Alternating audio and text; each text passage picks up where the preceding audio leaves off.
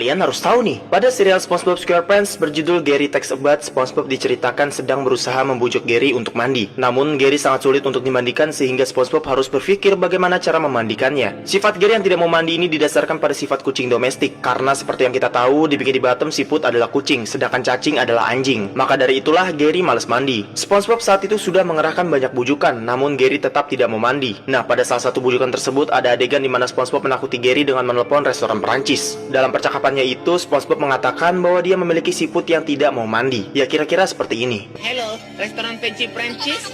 Aku punya seekor keong nakal yang tidak mau mandi. Nah, tahukah kalian alasan kenapa SpongeBob menelpon restoran Perancis ini berkaitan dengan salah satu makanan Perancis, yaitu escargot yang dibuat dari daging siput? Ya, ternyata SpongeBob sedang menakut-nakuti Gary bahwa jika Gary tidak segera mandi, SpongeBob akan mengirim Gary ke restoran Perancis tersebut untuk dijadikan escargot.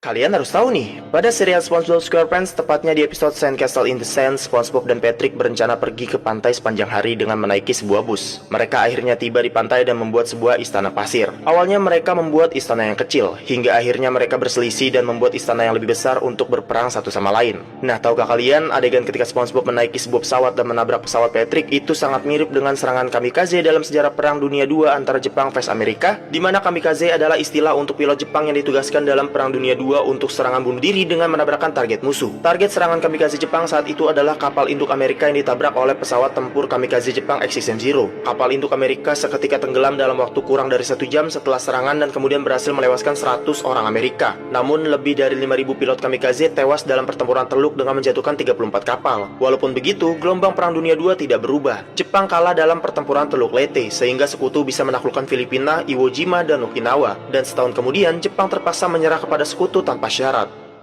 Kalian harus tahu nih, pada serial Upin Ipin, kalian pasti udah gak asing lagi dengan dua sosok yang dianggap sesepuh, yaitu Opa dan Todalang. Opa adalah nenek dari Kak Ros, Upin dan Ipin, sedangkan Todalang tidak memiliki hubungan sama sekali dengan Upin dan Ipin, bahkan mereka tidak memiliki hubungan darah. Walaupun tidak memiliki hubungan darah, Todalang ini sangat perhatian dengan keluarga Opa, contohnya kepada Kak Ros, Upin dan Ipin, bahkan kepada Opa itu sendiri. Selain itu, di beberapa episode, Todalang juga pernah memberikan hasil panennya untuk keluarga Opa. Dia sering memberikan pisang dan pernah memberikan ikan untuk diolah dan dimakan bersama Upin dan Ipin. Nah, tahukah kalian, bukan tanpa alasan Todalang baik kepada keluarga mereka dan sangat perhatian dengan Opa. Seperti banyaknya teori yang beredar bahwa mungkin saja dulu Todalang dan Opa ini merupakan sahabat dari kecil. Namun Todalang menyimpan rasa tersembunyi yang tidak bisa diungkapkan kepada Opa, sehingga Opa akhirnya menikah dengan pria lain. Hal ini bisa kita lihat dengan gerak-gerik Todalang di mana dirinya sangat perhatian sekali terhadap Opa dan keluarganya. Bahkan Todalang pernah menceritakan kepada Upin dan Ipin bahwa ketika dia kecil dulu, dia pernah rela mengambil terompahnya Opa yang sempat hanyut. Gak hanya itu, Opa juga sering memanggil Todalang dengan sebutan Alang, seperti halnya seseorang yang sedang flashback masa lalu.